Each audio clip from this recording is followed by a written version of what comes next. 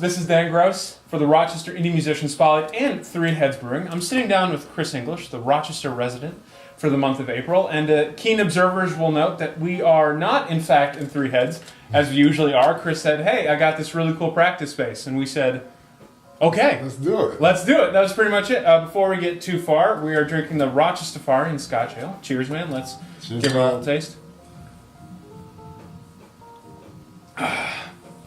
I just think everything from Three Heads is so refreshing. But you're not losing any of that like Scotch ale hardiness, you know?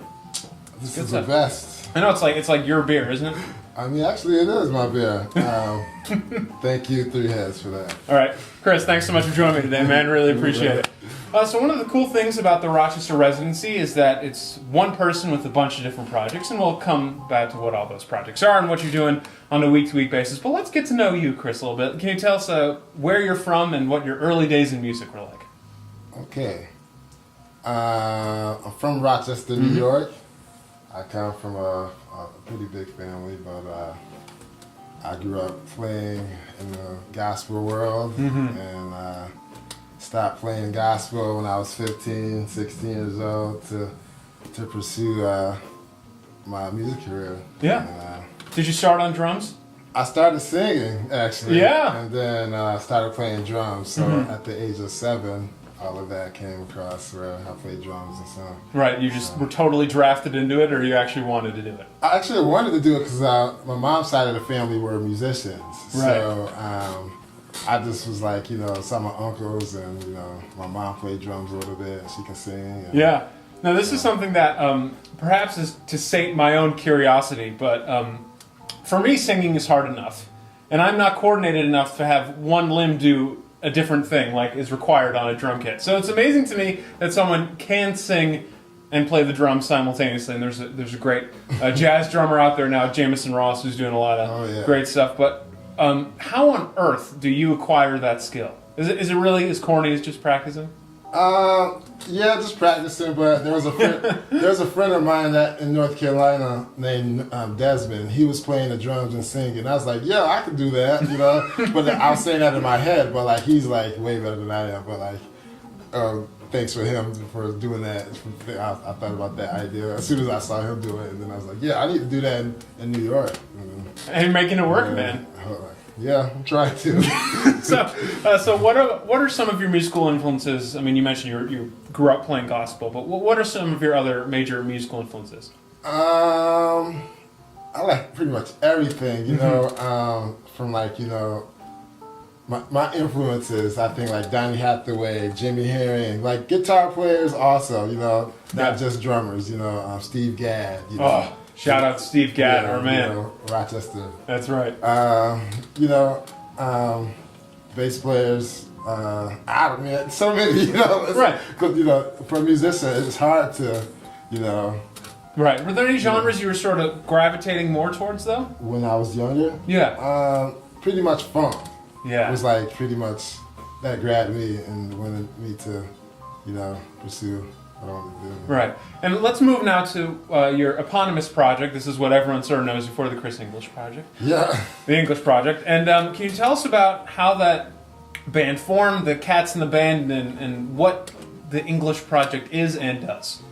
The English Project started with Andres Rivera and Paul Mercado. And I kind of found them separately, and then I just brought them together and I knew they was going to click. And, from that, 5 years later, we found Dave Salazzo, right, and Craig, and then Ivan, Oregon.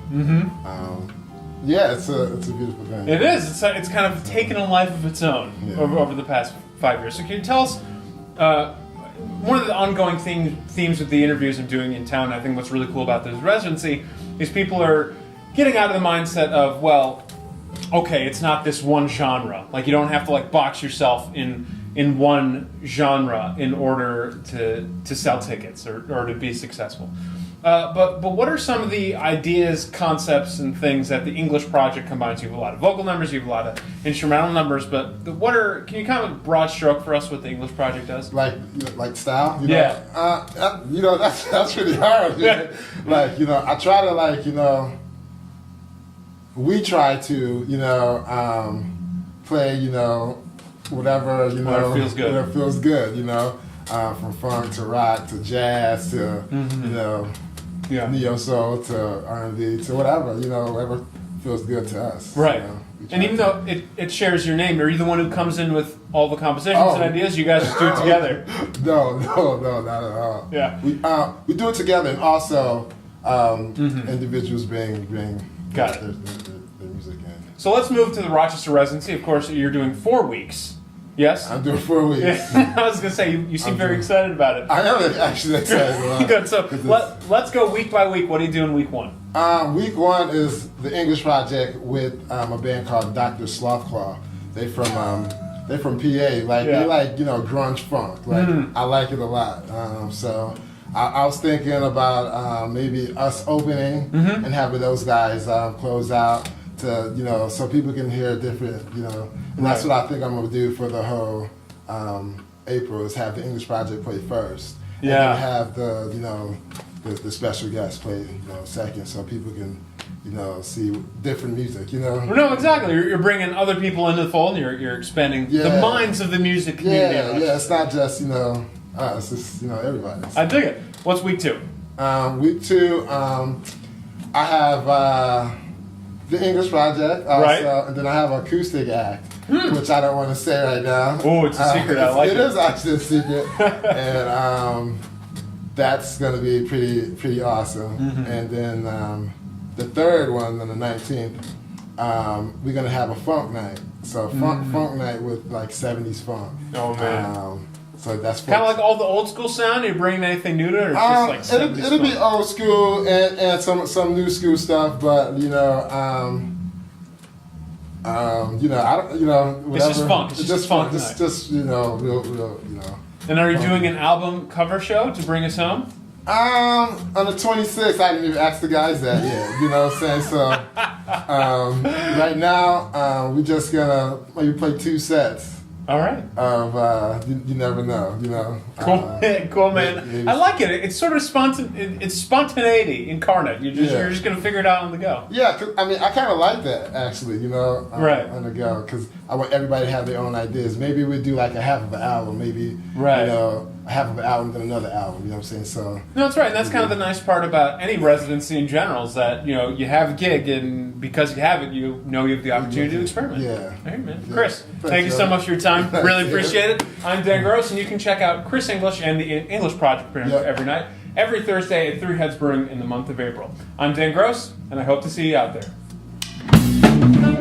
One of these days, and it won't be long, you're gonna look for me, and I'll be gone.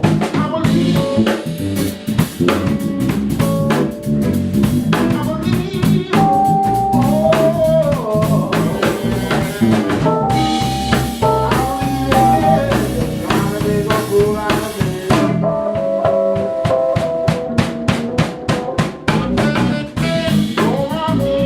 With your head so hard.